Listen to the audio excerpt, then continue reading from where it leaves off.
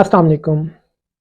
क्या दिल के अटैक के बाद दिल के खुलिये दोबारा से नशोनुमा पा सकते हैं?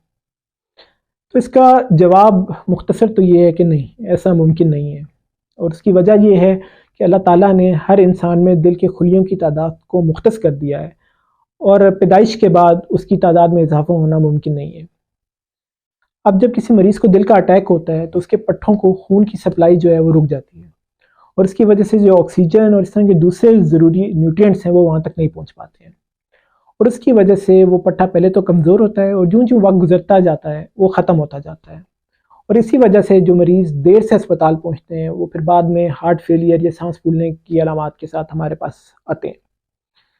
अब इसमें सबसे ज़्यादा ज़रूरी अमल ये है कि उस शरेआन को जितनी जल्दी खोला जाए, उतना अच्छा है, क्योंकि उसी के खुलने की वजह से जो पट्टा है, वो ख़त्म नहीं होगा, वो अपनी असली हालत में वापस आने का चांस उसका ज़्यादा होगा।